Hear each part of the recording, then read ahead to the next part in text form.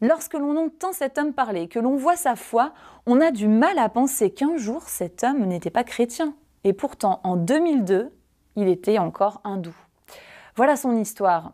Sa femme est tombée gravement malade. Et il a dépensé toute sa fortune auprès des sorciers, auprès des médecins, mais elle n'a jamais guéri. Alors, il arrive à l'hôpital, il rencontre un médecin, et puis là, il y a un médecin qui lui dit « Bon, franchement, pour votre femme, on ne peut plus rien faire. Si Dieu le veut, elle guérira, mais autrement, elle va mourir. » Alors là, il décide de trouver ce Dieu.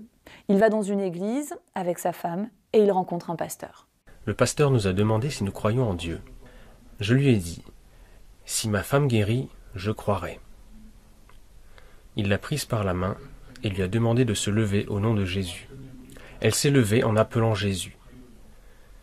Puis ma femme a fait quelques pas et j'ai cru un peu. Puis elle a fait quelques pas de plus et j'ai cru un peu plus. Alors il a dit, « Ma fille, va chercher la canne là-bas. » Elle a marché et a rapporté la canne. Quand le pasteur a prié, nous avons vu ce miracle. On en a conclu que Dieu allait la guérir totalement. Ma femme n'avait plus marché depuis 4 mois. Là, en 1 seconde, elle remarchait. Alors oui, j'ai cru en Dieu. Et puis il a décidé de prier pour sa femme. Et il a demandé à Dieu la guérison totale de sa femme. Et sa femme a été guérie. Et tout le monde pouvait le constater parce qu'il avait avec lui les radiographies. Alors il s'est converti au christianisme. Il a été convaincu de la pertinence de l'évangile et il a commencé à le prêcher.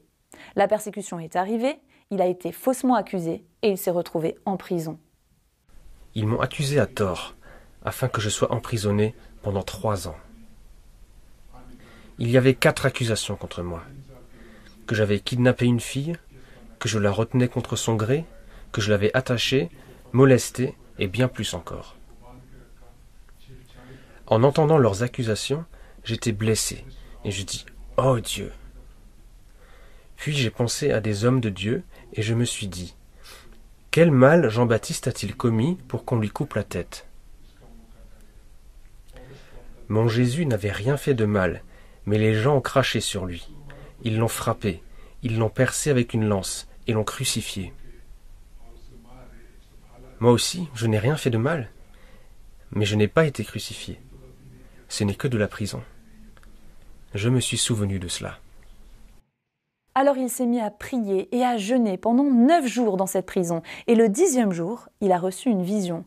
Il a eu la conviction qu'il allait sortir de prison. Et il en a parlé à ses codétenus. Les prisonniers lui ont dit « Tu vas pourrir en prison pendant 3 ans. » Mais le 10e jour, il est sorti.